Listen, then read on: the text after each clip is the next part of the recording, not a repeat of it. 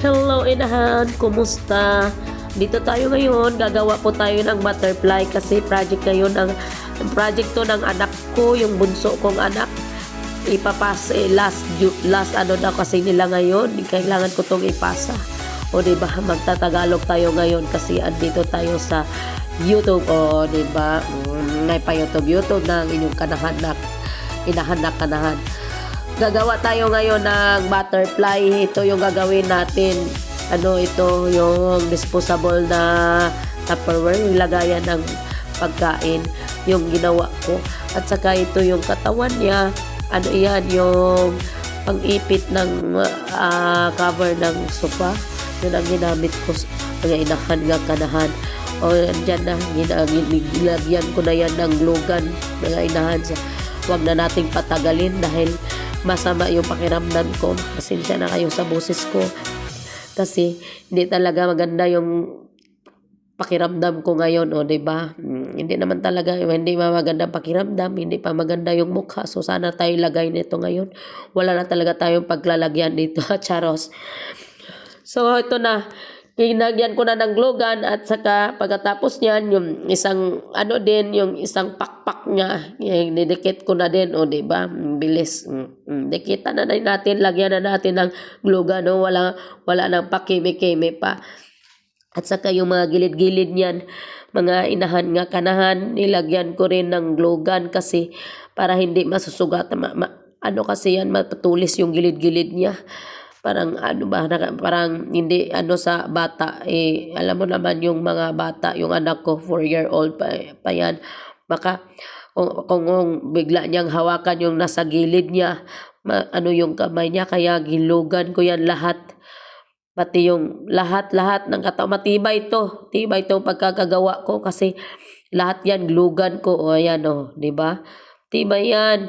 Tapos yung yan sa may parang ano niya, parang sungay-sungay niya, gilugan ko din yan para para mag-split siya ba. Ginunting ko lang yun, tapos kinuha ko yung sa gitna para ma-form siya ng ano, yung parang sungay niya. Alam mo yung butterfly, yung, kita nyo naman yun kung ano yung ano ng butterfly, basta yun na. Ginaya ko rin, o di ba? Di ko alam kung paano yan gagawin yun ganyan. Basta tiningnan ko lang kung anong yung hugis ng butterfly, nagtingin-tingin lang ako din sa YouTube. Pero yung ganyan na may ginayahan ako, wala. Gawa ko lang yan. Yung hugis lang ng butterfly kung paano gawin yung pakpak niya. Tapos nag-isip ako kung anong gagawin ko sa yung paa niya. Hindi ko pala alam kung ilang paa yung butterfly. Sinerch ko pa. 6 pala. Bala ko sana mag-cutting ng ano, ang isip ko glue gun na lang. Ito yung ginawa ko, pinatuyo ko yung glue gun, ginawa ko yan yung mga paa niya.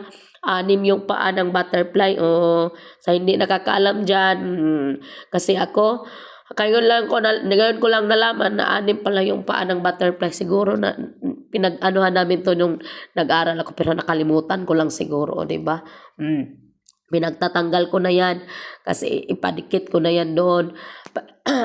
Maganda din naman ang kalabasan. Ayan, o, para rin siyang tunay na mga paa, o, diba?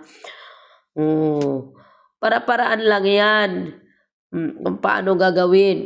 Pinagdikit ko na yan. Pagkatapos kong pagdikitan yan lahat at naglugan ko na yung mga gilid-gilid, pati mga gilid katawan niya, pinaglugan ko yan. Matibay talagang pagkakagawa nito. Tibay ng relasyon nyo, di ba? Tapos ilagyan ko yan ng pintura. Nisprihan ko yan siya ng pintura, di ba? Okay na siya. Forma na siya ng ano. Gilugan ko yung kuan niya, gilid niya.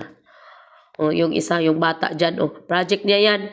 Laging ang kulit. Laging nakaano sa akin. Di ba? Gusto niya ipadikit din niya yung hawakan niya. Ito talagang batang to. Ayan na. Pinapinturahan ko na, mga inahan. Baho ng pintura na yan. Doon ako nag-continue magpintura sa labas.